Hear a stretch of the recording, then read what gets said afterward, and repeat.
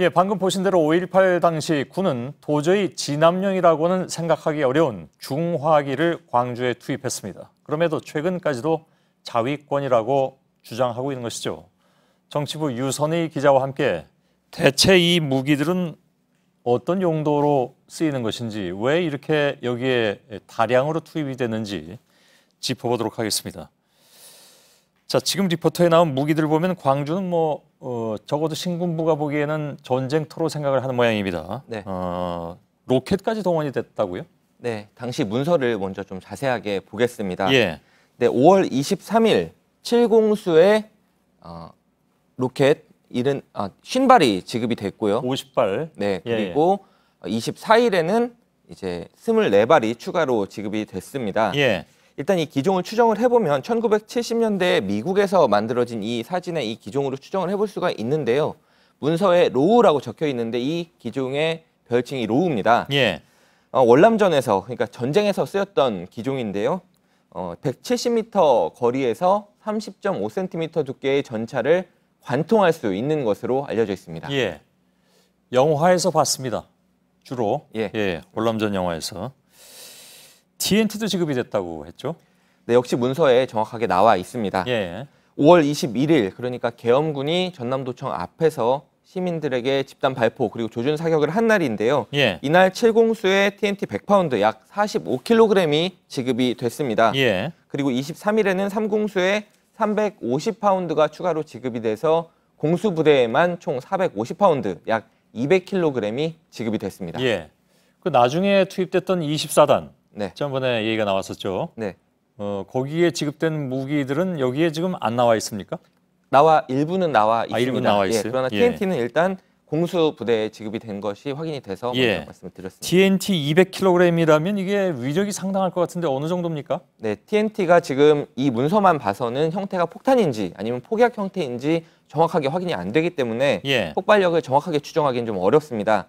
그러나 군 전문가들에게 좀 물어본 결과 폭약 형태라고 할지라도 100kg 정도면 고층 빌딩 하나를 붕괴시킨 데는 충분한 양이다, 이렇게 분석을 했고 만약에 폭탄 형태로 지급이 됐다면 그것보다도 훨씬 더 폭발력이 세다고 말을 했습니다. 예.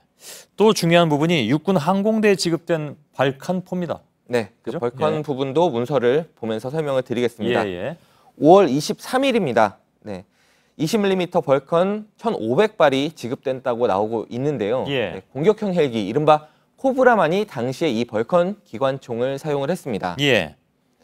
그런가요? 그 위에 나와 있는 크레모아라고 원본에 써 있고 저희들이 크레이모어라고 이렇게 다시 썼는데 그것도 180개나 지금 지급이 돼 있는 그런 상황이고요. 네, 그렇습니다. 그 올해 4월에 나온 국과수 감식 결과 거기에도 보면 이 벌컨이 등장을 하죠. 그렇습니다.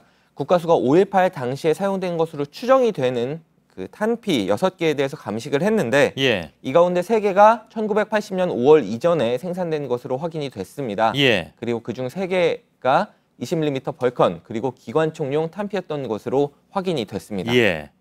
근데 아까 얘기하기를 유 기자가 얘기하기를 벌컨포는 코브라만이 이 발칸 기관총을 장착한다면서요? 네, 그 당시에는 그렇게 사용이 됐던 것으로 확인했습니다. 그 코브라는 대표적인 공격용 헬기입니다. 그렇습니다. 근데 저희들이 그동안에 광주 그 사진에서 본 헬기들은 대개 UH-1H.